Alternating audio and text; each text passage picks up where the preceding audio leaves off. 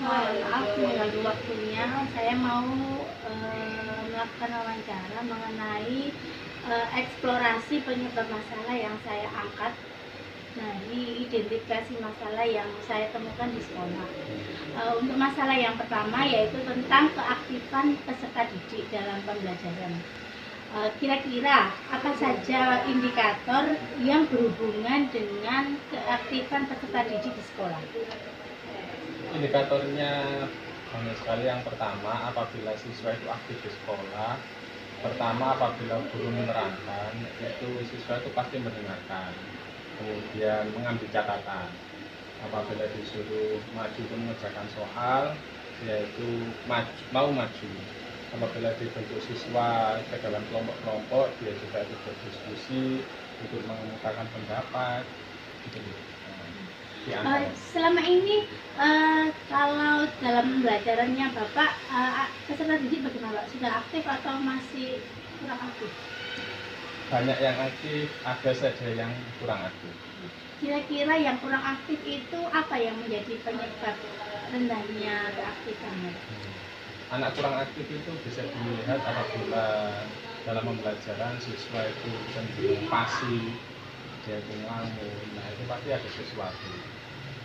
Kalau dari internalnya sendiri, dari anaknya sendiri itu biasanya ada dua. Satu, mungkin karena faktor kesehatan. Kedua, bisa saja karena dia tidak berminat dengan materi tertentu yang saya terangkan. Kalau faktor eksternalnya banyak, faktor dengan mungkin ada masalah dengan orang tua, atau mungkin masalah tentang keuangan, itu banyak sekali. Jadi menurut Bapak dari selama ini memang agak rendah ya Pak ya keaktifannya anak-anak ya? Maksudnya masih perlu untuk ditingkatkan lagi keaktifannya. Ya. Untuk masalah kesulitan belajar Bapak sekarang, ciri-ciri apa yang menunjukkan bahwa siswa itu memahami materi yang Bapak sampaikan? Apa ciri-ciri? Kalau anak itu memahami, biasanya kelihatan dari aura, wajahnya itu berseri-seri. Nah, berseri-seri kelihatan bahwa dia itu paham apa yang saya terangkan. Kalau saya tanya, dia itu bisa menjawab. Kalau disuruh maju, dia itu maju kemudian menjawab. Itu berarti pasti dia paham.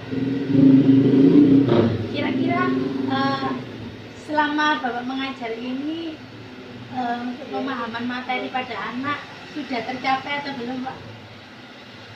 Banyak yang tercapai, tapi pasti ada saja anak yang kurang paham materi, itu pasti ada. Apa yang menjadi faktor? Biasanya ada dua, misalnya internal dan eksternal seperti biasa.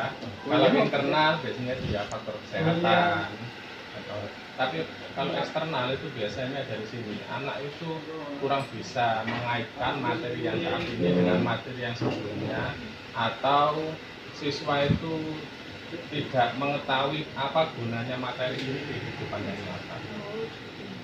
Untuk masalah hubungan orang tua dengan guru, kira-kira selama ini apa yang Bapak lakukan untuk komunikasi dengan orang tua selaku wali murid ya Pak, untuk kemajuan prestasi belajarnya anak? Kami membentuk grup WA, kemudian apa saja yang kami miliki info, walaupun info secara umum atau secara khusus, baik itu banyak atau sedikit pun pasti akan saya infokan kepada orang tua. Bagaimana respon orang tua terhadap itu ya Pak? Responnya baik. Kalau diberi info yang baik, respon orang tua juga berterima kasih. Apabila info yang saya berikan itu mengenai hal-hal yang negatif tentang siswa, orang tua juga tetap respon dengan baik karena mereka senang ada guru yang memperhatikan muridnya secara berindividu. Tapi masih banyak ya Pak ya, misalnya orang tua yang kurang peduli terhadap perkembangan anaknya di sekolah atau masih banyak. Ada saja. Kira-kira faktor apa ya Pak yang menyebabkan rendahnya komunikasi kepedulian orang tua terhadap anak? Pertama karena orang tua itu sudah sibuk dengan bekerja. Sekarang kebanyakan yang bekerja itu laki-laki dan perempuan itu bekerja semua, sehingga waktu untuk memperhatikan anaknya itu juga kurang.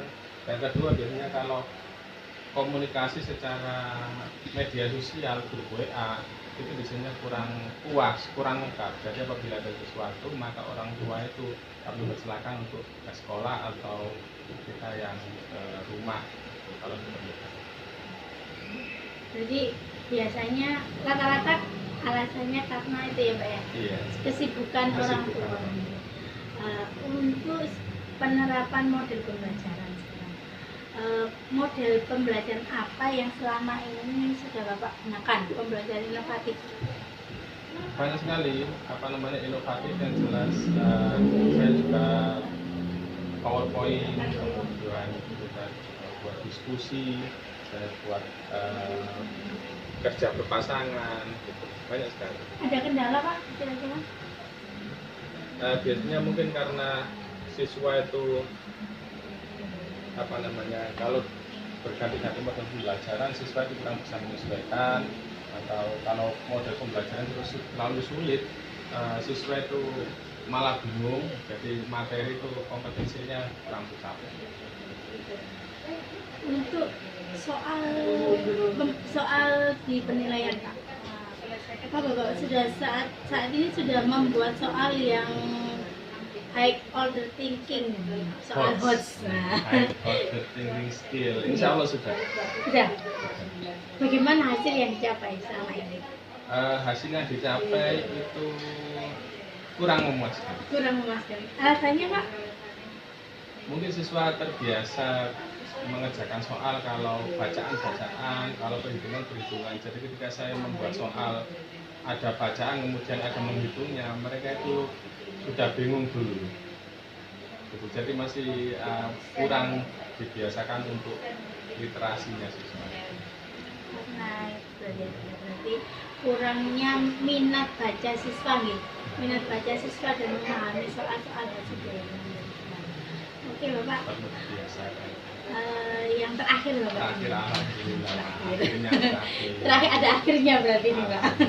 Terakhirnya ini masalah tentang penggunaan IT. Penggunaan IT.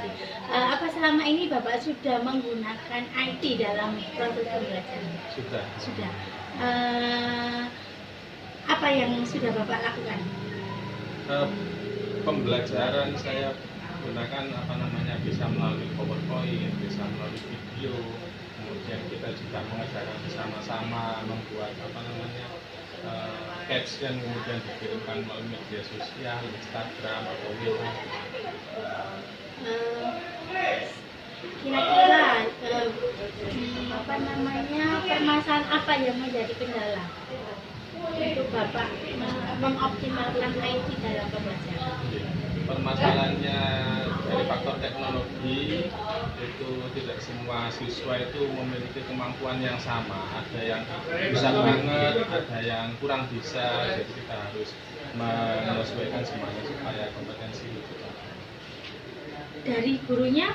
Kalau dari gurunya saya sendiri mungkin kadang-kadang itu juga lebih ahli siswanya dalam materi tertentu, misalkan membuat video apa gitu. Saya ketika memberi contoh yang seperti ini ternyata hasil siswa itu malah bagus.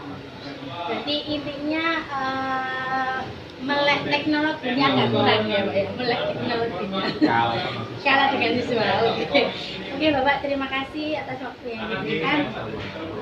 Minta doanya semoga saya bisa menjalankan PPK ini. Semoga lancar. Terima kasih. Assalamualaikum warahmatullahi wabarakatuh.